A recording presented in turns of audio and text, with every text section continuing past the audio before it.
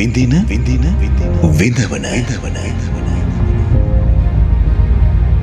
ජීවන අරගලය ඉතාලි කතා.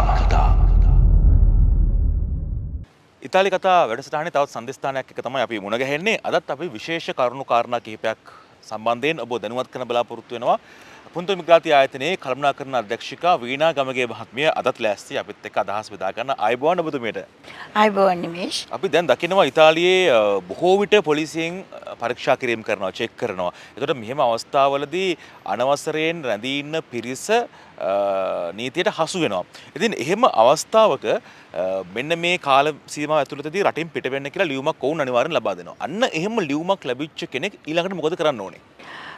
ඔව් නිමේෂ්, පළවෙනිම දේ මෙහෙම ලියුමක් ලැබුණොත් ගොඩක් වෙලාවට අපේ අය දෙන වැරදි උපදේශ තමයි මේ ලියුම ඉරලා විසික් කරලා දාන්න කියලා.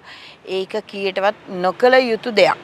මේ ලියුම රටින් පිට වෙන්න කියලා ලියුමක් දුන්නොත් දින 7ක් හෝ ඒ වගේ නිශ්චිත කාලයක් ඇතුළත රටින් පිට වෙන්න කියලා ලියුමක් දුන්නොත් හැකි ඉක්මනින් නීතිඥ සහාය ලබාගෙන අභ්‍යාචනයක් කරන්න. එහෙම නැතුව ගොඩක් වෙලාවට අපේ අය කරනවා වගේ මේ ලියුම ඉරලා පැත්තකට වෙන්න කියනවා. ඒක කීයටවත් කරන්න එපා. අනිවාර්යයෙන්ම අභ්‍යාචනයක් කරන්න. ඒක තමයි පළවෙනියෙන්ම කරන්න ඕනි දේ. දැන් මෙහෙම කෙනෙක්ව කඳුරකට අරන් ගියොත් එහෙම අවස්ථාවකදී මොන වගේ තත්යකටද එයාට මුහුණ පාන්න සිද්ධ වෙන්නේ? මොකක්ද මෙතනදී කරන්න ඕනේ? ඔව් නිමේෂ්, මේක හරිම වැදගත්. මෑතකදී මේ තත්ත්වය ඉතාමත්ම බහුල වශයෙන් මේ දකින්න පුළුවන් වෙනවා. එතකොට එතනදී ඒම තත්ත්වයට මුහුණ පාන තැනත්තා දැනගන්න ඕනි එයාට තියෙන අයිතිවාසිකම මොකක්ද කියන එක. එයාට තියෙන අයිතිවාසිකම මොනවද කියන එක ගැන එයා දැනුවත් වෙලා ඉන්න ඕනි. මොකද සංක්‍රමණික නීතිය ඉතාමත්ම තදින් ක්‍රියාත්මක වෙනවා කඳවුරු ඇතුළේදී. නීතිඥවරයෙකුට ඇරෙන්න වෙන කිසිම කෙනෙකුට අවස්ථාවක් ලැබෙන්නේ නැහැ එම තැනත්තා එක්ක sannivedanaya කරන්න. ඒක නිසා ඒක හරිම වැදගත්. පළවෙනි පැය 48 ඇතුළත ක්‍රියාත්මක වෙන්න ඕන. මොකද කවුරු හරි කෙනෙක් දේශපාලන රැඳුම් කරුවන් තියෙන කැම්ප් එකකට කියමු අපි. එහෙම කැම්ප් එකකට ගෙනිච්චොත් පළවෙනි පැය 48 ඇතුළත විනිශ්චයකාරවරයෙක් ඉදිරියට පමුණවන්න ඕනි. ඒක තමයි නීතිය. ඒ පැය 48 ඇතුළත තමයි අපිට ක්‍රියාත්මක වෙන්න තියෙන්නේ. දැන් ගමගේ මහත්මිය සමහර අයව රටින් පිටුහල් කරන්න බැරි බාධාවන් තියෙන අවස්ථාවලුත් තියෙනව නේද? කෙනෙක්ව පිටුහල් කරන්න බැරි අවස්ථා. ඔව් නිමේෂ්, එහෙම විශේෂ තත්ත්වයට යටතේ කීප කොටසක් ඉන්නවා. උදාහරණයක් විදිහට කිව්වොත් බාලවයස්කාර දරුවෝ.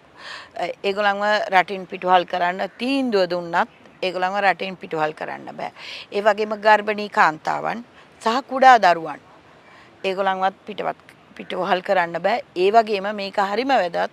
කවුරු හරි කෙනෙක් රිෆියුජි ඇප්ලයි කරනවා නම් හෝ රිෆියුජි ඇප්ලයි කරා කියලා කියනවා නම් ඒ අදාළ ලියකියවිල්ල තියෙනවා නම් කිසිම වෙලාවක යව රටින් පිටුවහල් කරන්න බෑ.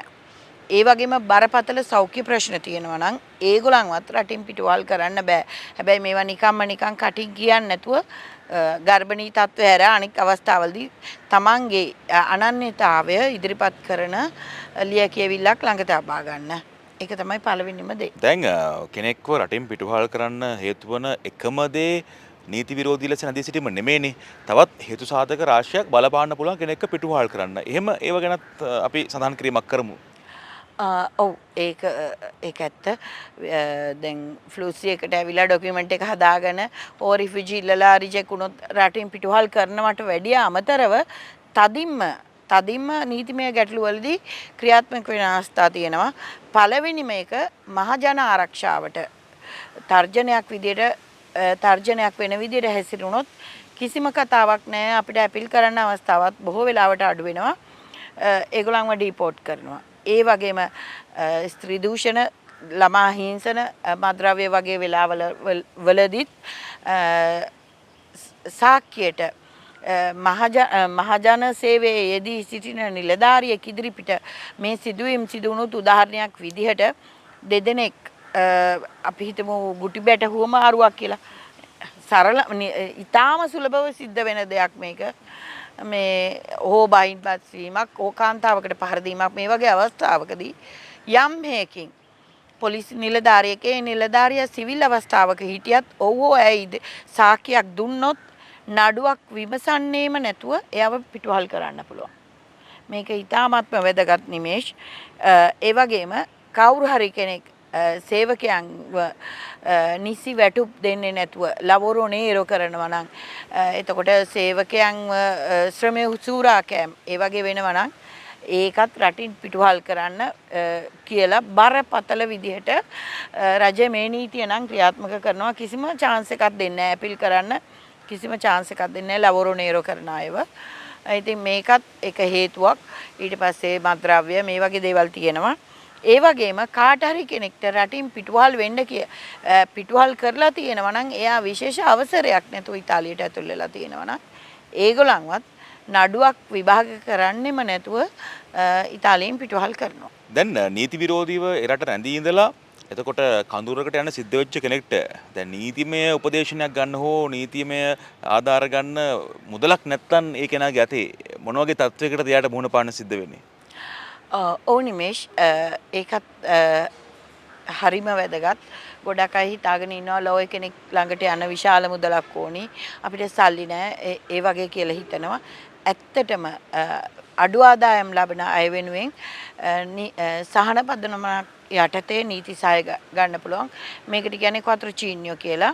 එතකොට රජයේ නීතිඥයෙක් අඩු ආදායම් ලාභයේ ඔබ වෙනුවෙන් ඉදිරිපත් වෙනවා සහ වෙනත් ස්වේච්ඡා සංවිධාන. උදාහරණයක් විදිහට මේ මම නම කිව්වා කියලා මම හිතනවා මේක ප්‍රශ්නයක් වෙන එකක් නෑ. නාගා රෙඩ් ක්‍රොස් ඒ වගේ සංවිධාන තියෙනවා නොමිලේ නීතිඥවරු ඒ අය වෙනුවෙන් නොමිලේම පෙනී හිටිනවා. ඉතින් මේ මුදල් කියන එක බරපතල සාධකයක් වෙන්නේ නැහැ නීතිඥ සහාය ලබා ගනිද්දී. එතකොට මෙහෙම ගැටලුවකට මුහුණ පාන කෙනෙක් පුන්තු ඉමිග්‍රාන්ති ආයතනයේ සහයෝගය ලබා ගන්නවා නම් නීති උපදේශන ලබා ගන්නවා නම් මොන වගේ විශේෂතාවද ඔවුන්ට හිමි වෙන්නේ? නිමේෂ් මෙහෙමයි අපි පුද්ගලික ආයතනයක් ස්වේච්ඡා ආයතනයක් නෙමේ. අපි අපේ සේවය සඳහා කරන මුදලක් තියෙනවා. පළවෙනි මේක ඒක. හැබැයි ගොඩක් වෙලාවට ඉතාලියේ ඉන්න ගොඩාක් අය දන්නවා අපි නීති උපදෙස් සේවය දුරකථන මාර්ගෙන් හෝ අපිව ඇවිල්ලා හම්බ වෙනවා නම් විස්තර ගන්නවා නම් අපි ඒ සඳහා මේ වෙනකන් කිසිම මුදලක් අය කරන්නේ නැහැ. දන්න දෙයින් අපේ රටේ අපේ සහෝදර ශ්‍රී ලාංකිකයන්ට මොන හරි උදව්වක් කරන්න පුළුවන් නම් අපි ඒක දෙපාරක් හිතන්නේ නැතුව කරනවා. ඒ වගේම එහෙම අසරණ වෙච්ච අය වෙනුවෙන් අපි විශාල වශයෙන් උදව් කරලා තියෙනවා. ඒක ගොඩක් අය දන්නවා. ඒ වගේම කාට හරි කෙනෙක්ට ඒ වගේ අපහසුකමක් ඇති වුණොත් අපි හරහා ඒ අදාළ ස්වේච්ඡා සංවිධාන වලට නොමිලේම අපි ඒ සඳහා සම්බන්ධීකරණය කරනවා. ඒ සඳහා කිසිම මුදලක් අය කරන්නේ නැහැ.